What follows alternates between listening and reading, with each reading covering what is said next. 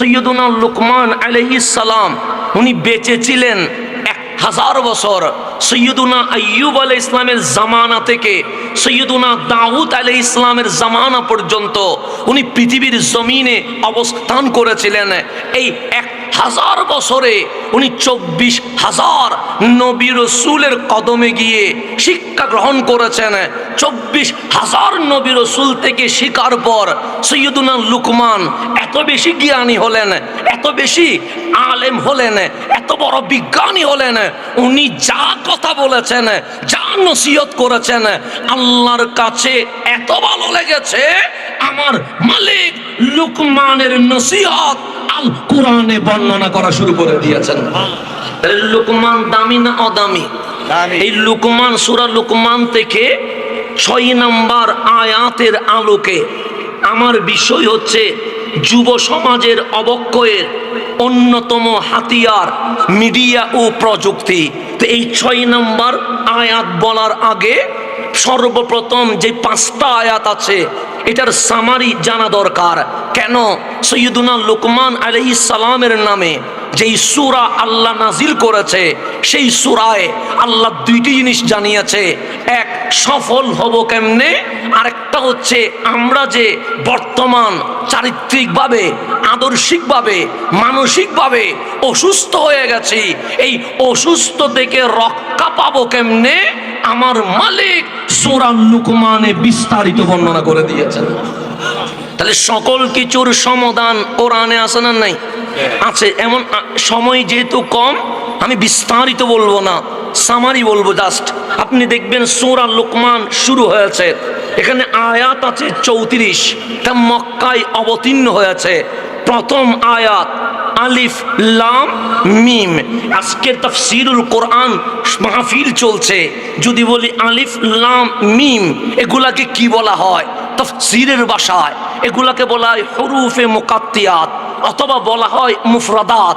এই আলিফ লাম মিমের অর্থ কি আপনিও জানবেন না, এই আলিফ লামের অর্থ কি মেহমানও জানবে না, এই আলিফ লামের মিমের অর্থ কি বক্তাও জানবে না। তো মালিক এটা দিয়ে আমরা কি বুঝবো? তখন আপনি তাফসীর উল্টাইলে সেটা যে কোনো তাফসীর খুলেন, সেখানে লেখা আছে আলিফ লাম মিম হুরুফুম মুকাত্তিয়াত ইয়ানি আল্লাহু ওয়া রাসূলুহু আ'লাম। এই আলিফ লাম মিমের অর্থ এই জমিনে কেউ জানে না, যিনি জানে উনি আল্লাহ, আর পৃথিবীতে যিনি জানে উনি হচ্ছেন রাসূলুল্লাহ। এটা হচ্ছে হুরুফে মুকাত্তিয়াত। তো যেটার অর্থ আমিও বুঝি নাই, যেটার অর্থ আপনিও বুঝেন নাই, সেই আলিফ লাম মিম দিয়ে আমরা কি করব? আল্লাহ কোরআন দিলেন কেন? আল্লাহ বলে হুদাল লিন্নাস, মানুষ যেন হেদায়েত লাভ করে। মালিক না বুঝলে হেদায়েত পাবে কেমনে? আগে তো বুঝতে হবে। তা আলিফ লাম মিম এটা প্রথম আয়াত, আমিও বুঝি নাই, আমরাও বুঝি নাই, এটা দিয়ে কি করব? আল্লাহ বলে আমি কোরআন নিয়ে চ্যালেঞ্জ দিয়েছি, যালিকাল কিতাবু লা রাইবা ফি। এই কোরআনে সন্দেহ নাই, এই কোরআনে ডাউট নাই। এই চ্যালেঞ্জ মোকাবেলার জন্য আমি আল্লাহ এই হুরুফে মুকাত্তিয়াত আলিফ লাম মিম মতো আয়াত নাজিল করে দিয়েছে। তাহলে এই আয়াত নাজিল করলেন কেন? আজকে যেহেতু তাফসীরুল কোরআন হচ্ছে, এই কোরআন পাহাড়ে আসে নাই, এই কোরআন পাথরে আসে নাই, এই কোরআন গাছে আসে নাই, এই কোরআন সমুদ্রে আসে নাই। কেন? আমার কোরআন বলছে যদি পাহাড়ে নাজিল হয় আল্লাহর ভয়ে পাহাড় তোলা তোলা হয়ে যাবে, যদি গাছের উপর নাজিল হয় গাছ বিলীন হয়ে যাবে, যদি সমুদ্রে নাজিল হয় সমুদ্র অস্তিত্বহীন হয়ে যাবে, যদি পাথরে নাজিল হয় পাথর খণ্ড বিখণ্ড হয়ে যাবে। সেজন্য তাওরাত নাজিল হয়েছে তুরে সাইনার উপরে, ইনজিল নাজিল হয়েছে বিশাল গাছের নিকটে, এইভাবে জবুর নাজিল হয়েছে সমুদ্রের কিনারায়। কোন কিতাব পাহাড়ে, কোন কিতাব পাথরে, কোন কিতাব গাছে, কোন কিতাব সমুদ্রে। আমার কোরআন বলে আমি ছিলাম। কোথায় ছিলেন? লৌহে মাহফুজে। আসেন নাই কেন? আমাকে নেওয়ার মতো পাহাড় নাই, আমাকে নেওয়ার মতো পাথর নাই, আমাকে নেওয়ার মতো গাছ নাই, আমাকে নেওয়ার মতো সমুদ্র নাই।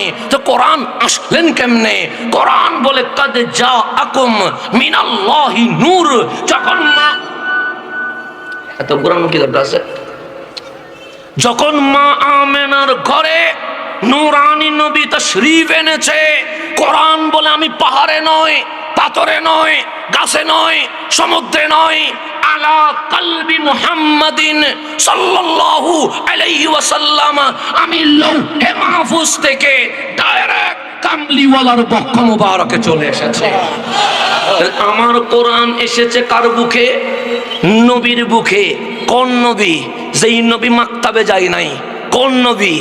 যেই নবী স্কুলে যায় নাই। কোন নবী? যেই নবী মাদ্রাসায় যায় নাই। কোন নবী? যেই নবী কলেজে যায় নাই। কোন নবী? যেই নবী ইউনিভার্সিটি যায় নাই। তা আমার ছেলে যদি মাকতাবে না যায়, অবশ্যই মানুষ বলবে নিরক্ষর। আমার ছেলে যদি মাদ্রাসায় না যায়, স্কুলে না যায়, কলেজে না যায়, মানুষ বলবে অজ্ঞ মূর্খ। এই কথা বলতে পারে কি পারে না? পারে। তো আপনার নবী তো আসলেন, কই মাকতাবে যায় নাই। আপনার নবী তো আসলেন, কই আলিফ বাতু পড়ে নাই। আপনার নবী তো আসলেন, কই স্কুল কলেজ ইউনিভার্সিটি যায় নাই। তো আমরা বললাম, মালিক তোমার নবী মাকতাবে যায় নাই। আল্লাহ বলে জানি। তোমার নবী স্কুলে যায় নাই। আল্লাহ বলে জানি। তোমার নবী মাদ্রাসায় যায় নাই। আল্লাহ বলে জানি। তোমার নবী ইউনিভার্সিটি যায় নাই। আল্লাহ বলে জানি। তো মাওলা মূর্খ বলবো?